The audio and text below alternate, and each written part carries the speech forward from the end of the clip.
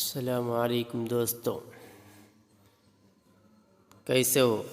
میں امید کرتا ہوں کہ تمام دوست خیریت سے ہوں گے، اور میں دعا کرتا ہوں کہ اللہ تبارک و تعالیٰ نے اب تمام کو خوش رکھے اور عافیت کے ساتھ رکھے۔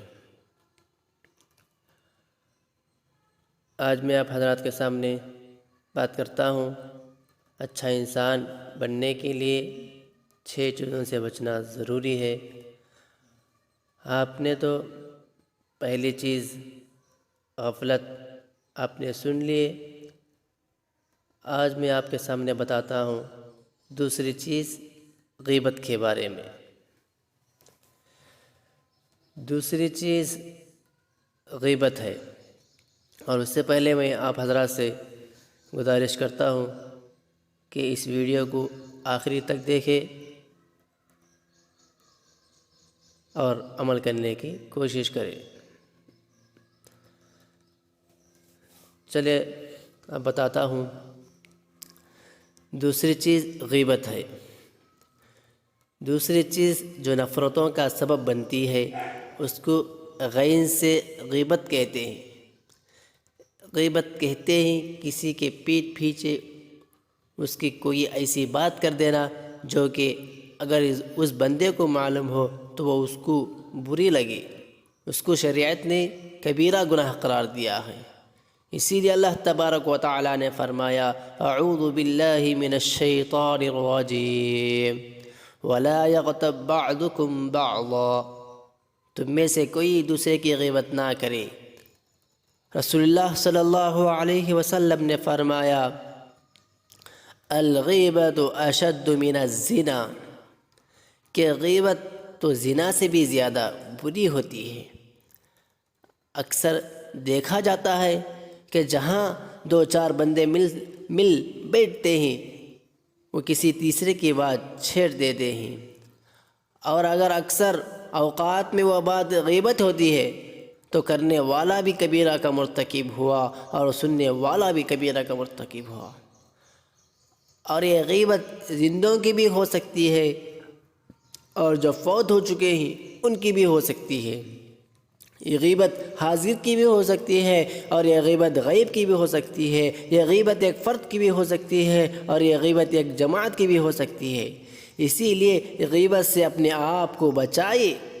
کسی کے بارے میں کمنٹس یعنی تبصرہ پاس کر دینا آج سب سے آسان کام نظر آتا ہے، لیکن کل قیامت کے دن جب اللہ نے پوچھ لیا کہ بتا تو نے فلاں کو کمینہ کیوں کہا، تو نے فلاں کو تو نے بے ایمان کیوں کہا، تو اس دن پریشان ہوگے کاش ہم نے سوچ سمجھ کر اپنے زبان سے الفاظ نکالے ہوتے۔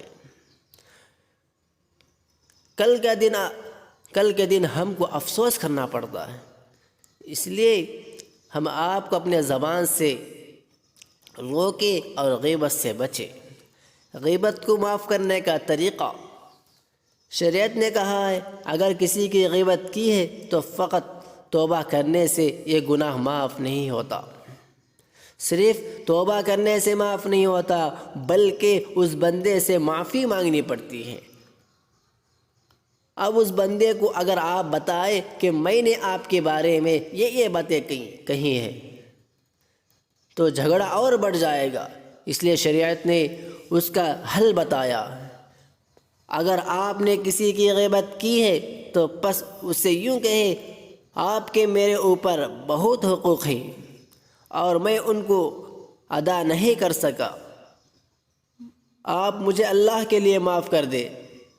اگر اس بات کو سن کر اس نے کہہ دیا میں نے معاف کر دیا تو بات ٹھیک ہے، اور اگر وہ مسکرا پڑی تو بھی اس کی طرف سے اجازت مل گئی۔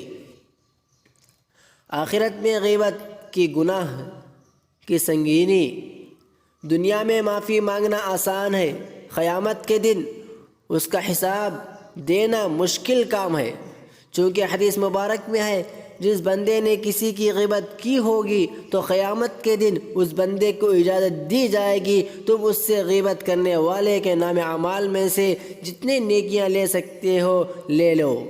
تو صاف ظاہر ہے کہ قیامت کے دن تو کوئی تھوڑے کے اوپر راضی نہیں ہوگا، کوئی تھوڑے کے اوپر راضی نہیں ہوگا، حتیٰ کہ سارے نیکیاں لے کر بھی وہ راضی نہ ہو۔ تو حدیث پاک میں ہے اس بندے کے گناہوں کو لے کر اس بندے کے سر پر ڈال دیا جائے جو غیبت کیا ہے، تو سوچے کتنی بڑی محرومی ہے، سوچے کتنی بڑی محرومی ہے ہوگی۔